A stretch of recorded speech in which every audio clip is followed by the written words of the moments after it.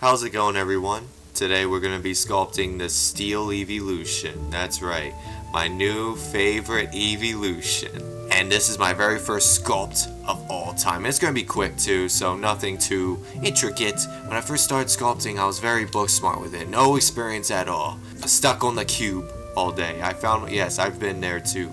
I've been there too, guys. Stuck on the cube. On that cube. And one day, you'll go from that cube to a whole ass character like mine. And you're probably asking yourselves, why a steel Eeveelution? What motivated you to sculpt this? I thought I would go after something I like. Go for something you enjoy and nothing you would be like, oh, I gotta make this. I want to do this for the fans. The fans deserve this. The fans deserve this Eeveelution that Nintendo hasn't created, by the way. On top of that, this is a challenge. This is Elden Ring's DLC for me, the sculpting part.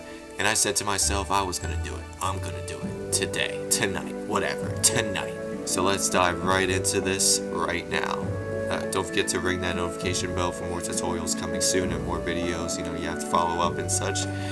And if you want to, like the video, subscribe for more content, and yeah, let's dive right into this. So my first brutal mistake that I made when sculpting this character is I thought I could get it done in like one fatal swoop. I have a preference of making the head a subdivided sphere and the rest of the body subdivided cubes, because you deal with less than 8 vertices on a cube, and being the sphere has more than several vertices, it's easier to sculpt and whatnot. However, after combining every mesh using Control J and using the remesh modifier, in which you can do, I do not recommend this method, an all at once method for your character, unless you know exactly what you're doing with proportions and your vertices and your geometrics and just how everything is placed, and you know, you're going based off a 2D image here. So you have to really make that 3D mask. You really have to make that 3D shell, that tail, that everything. And this character alone is made of pretty much parts, and it has a mask, it has a shell, it has this and that. So while extremely possible, I recommend a slow and relaxed workflow, nice pace. So learn the easier ways, the faster ways, but don't rely on the easiest ways. Another thing, if you want more sculpting capabilities, edit mode capabilities with vertices, make sure you use loop cuts with Control R. Scroll your mouse wheel up and down and click. Don't use too many lines. Now don't make too many lines, for it turns it into a complex geometry of squares and triangles. And you know, if you ever run into that problem after sculpting your mesh and whatnot, simply go up to vertex and smooth vertices. And if you want to smooth it out even more, make sure you right click and click on Shade Smooth. Selecting everything in the same mesh is A, as long as you have that mesh selected in particular. If you want to select more than one mesh, Shift click or Alt Shift click to pretty much select everything in one mesh, but you want to select other meshes and everything on that other mesh. You know what I mean. Another amazing trick a buddy of mine showed me is these options on the top left corner. Select mode, pretty much 3 select modes. One is to select the point of the vertices, the other is to select the lines, and the third is to select the faces. You can use numpad 1, 2, or 3 to change it on the above numpad, not the phone one. The phone one can change your viewport. That way you can actually that way you can specifically work on areas, the corners, the above it, behind it, in front of it. That way you're more specific. If you want to be even more specific, on the top of the viewport, click on the option next to global, where it says global, and then click on either individual origins to pretty much move it wherever you want, 3D cursor, median point, active element, and you'll realize even when sculpting meshes out of modifiers such as the screw modifier, the solidify modifier, that they will move in different directions when you are, even with the bevel tool, even with using tools in general. There will be changes made in direction mainly because of these transform pivot points that you are changing. Remember that. Remember, if you want to move it wherever you want, anywhere, individual origins is what I usually use, or 3. And upon using the 3D cursor option, you can see that it is mainly focused around 3D cursor. Right now it's a little laggy because I'm running a lot of applications, but yeah. As for individual origins, it is set around the piece itself, as you can see. So that's what they are, really. And as for the magnet tool, it is a snapping grid type thing, so you can see how it's all snappy. So this is good for having the 3D cursor activated in the middle and piecing together the mesh however as you want to. So very good tools to use above you, to your left side, the move tool, the cursor tool, the 3D cursor, and so forth. The rest I would recommend watching tutorials for, such as the bevel tool, boolean, insect faces, loop cutting, especially loop cutting. The knife tool. Didn't end up using the knife tool throughout this actually, but you can, you should. The rotate tool, etc. I just usually use individual origins so I don't have to rely on the movement of 3D cursor and where it is placed. I am not a huge fan of the 3D cursor. I just keep it in the middle of the viewport. That way I always have like a default reference point. So just keep organized. Name your bones, name your vertex groups, name your materials, everything. Be organized. Blender loves organization and you will love organization. Same quick tutorial with object mode. There's nothing really I see object mode as selecting everything of a mesh, and edit mode as actually like messing with certain parts of a UV or certain parts of a character. So pretty much you have more creative freedom with UVs in edit mode and UV editing in edit mode. Therefore, with edit mode, I consider it a perfect start for sculpting because I ended up using vertices to sculpt more than sculpting itself. Sure, I've messed with a ton of sculpting options. I've used a bunch of sculpting options during this entire process. I used sculpting. It was a big help shaping out the character by either bending the meshes or shaping it out in any certain way. My main tools are mainly the grab tool, inflate tool, clay strip, clay, draw tool. If you wanted to pretty much draw inward, push inward, use the draw tool. Use the draw sharp tool mainly, and use the clay tool. They are really good options. Unless if you want to, like, you know, bump up the mesh a little bit, add bumps to it, use like the deform, the grab options.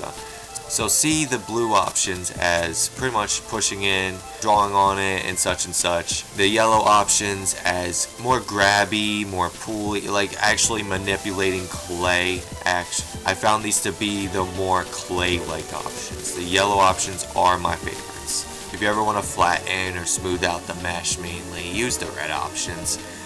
Those two options have really helped me out throughout this whole process. To quickly answer some questions before there are some probably, don't be afraid to use edit mode. Please don't be. I was hesitant. I was like, God, it's going to take some patience. I'm going to have to mess with vertices. You know, grab whatever vertices, whatever faces you want. Make sure you are selecting either vertices, lines, or faces. Okay, there are always 3 different parts. The faces should be your favorite part to mess with because you can size out the mesh individually, individual squares. If you want to do individual lines, make sure you change it in the top left corner. This is so important. If you want to change the materials, go on the shader tab on the bottom left corner, the shader editor. Or you can click on the material icon to the right and change it there. There's a bunch of options you can explore there. And don't forget, when you're making these sculpts and you want to add like lighting and like just better things in general, just you want to make the scene entirely better, check everything. Screen space reflections, motion blur, performance, shadows, depth of field. You're gonna need this. You're gonna need this stuff afterward. Now, let's get to it. UV editing. This was the hardest part for me. Not even the sculpting. At least some of you are wondering, how do I get the UVs done the correct way? How do I texture paint? How do I do this? Well, the way I do it is definitely not perfect, but it definitely gets the job done. After finishing my sculpt, I go in edit mode and select everything. Then I pull up pretty much any image on the UV editor. You can use any image you want. I prefer the reference image if you want. You can use a white background and use either texture paint. And I usually use a stencil mapping, texture, it's in texture. And you can open up an image or a texture, any kind of texture you want. I'm just using an image. You can use textures and pretty much color on top of the UVs. Yes, you see what I'm doing here? You guys know what I'm doing here. I hope so. I select everything in edit mode, go on a white plane or something, and just color it in using the image itself. You can hold in control and right click. Yes, right clicking moves the image. Yes, it does. And hold in shift. You notice any differences? And yep, you can color it this way. You can change it to view plane, tiled if you want, so you can like color it like this if you want, if you're crazy. That's just different. Just notice the differences. As you can see. There's different types of mappings you can use. I prefer stencil because it's direct. You can see where I have the transparent eye on top of it, and now it's coloring. Perfect, right? Now you're wondering, okay, what did I do for the freaking body then? Same thing. Go on the UV editor, actually. You select all on edit mode. Go in a UV editor, and then you get to move it wherever you please on the image. That's why I say edit on the image. That way you can actually, all at once really, edit the UVs while texture painting. But if you want to do it separate, then okay. If you want to do it separate, then make sure you save this image. Yeah, save it just in case. You don't want to lose all this texture painting right here. I colored all this in myself. And then select, change it like that. There's also other options in the UV editor where you can.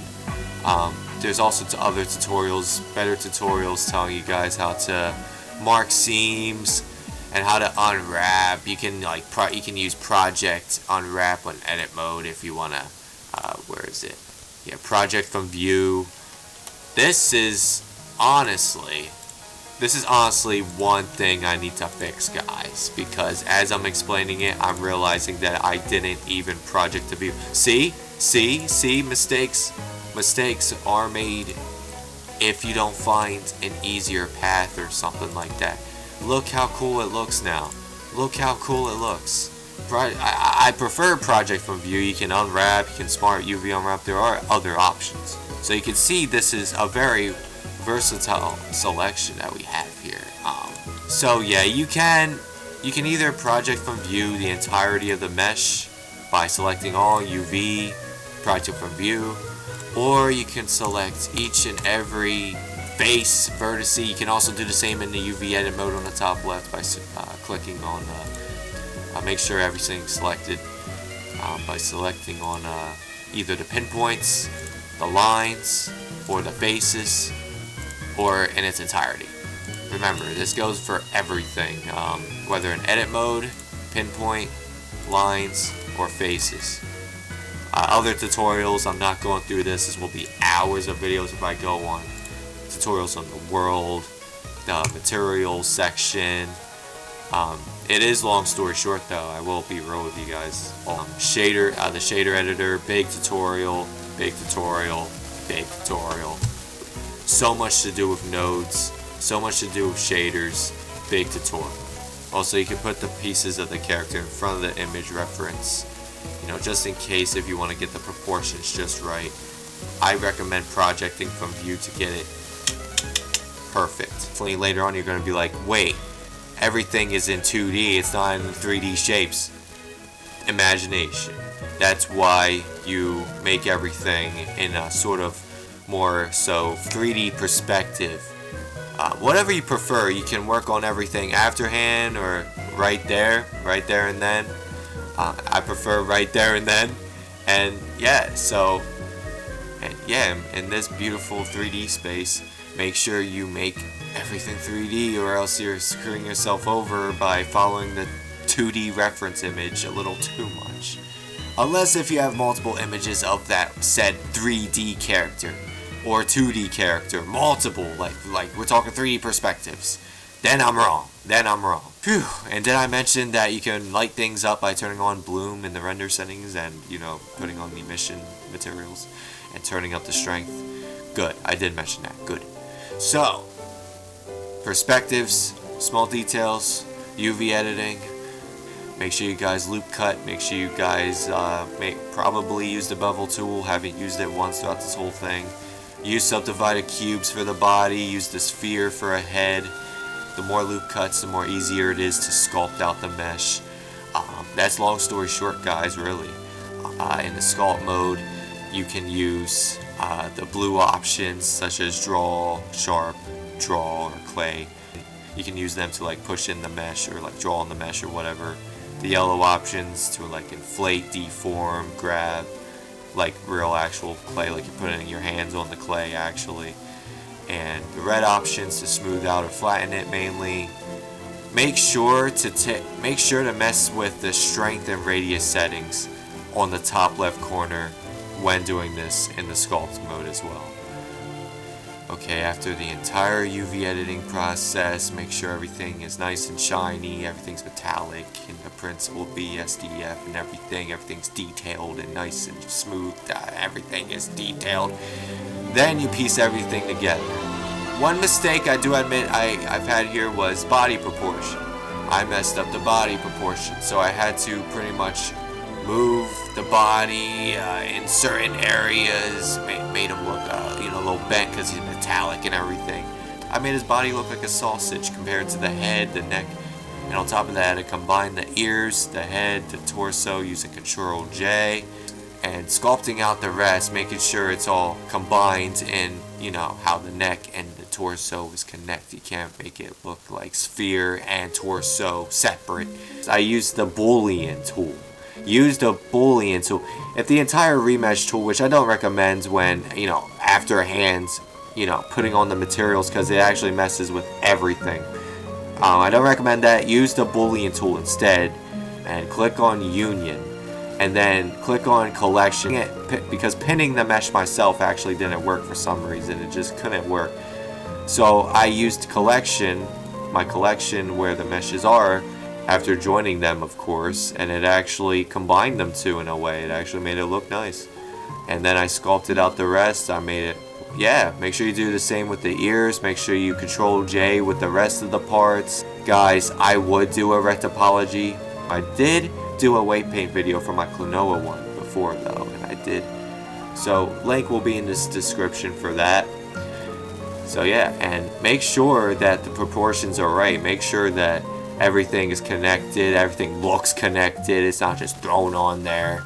The pros are gonna freaking scream at me during this video, definitely, that, the interior of the mesh probably looks like crap, doesn't it? I bet it does. I do have to detail it after this video. I will be making updates towards this mesh.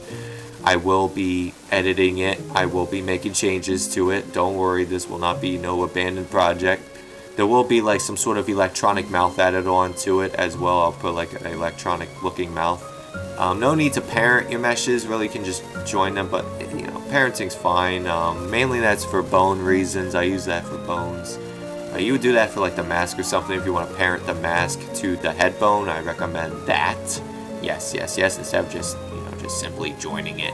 Make sure you name everything accordingly and organize, or else when you join these certain meshes, colors will change, things will not be organized, At the end of the day, I just pieced together the character one by one, piece by piece, the same way I would do it with any character. And I tweaked it, and I tweaked the materials, the UVs, even the shape of the body, which takes longer. So, like I said, be organized.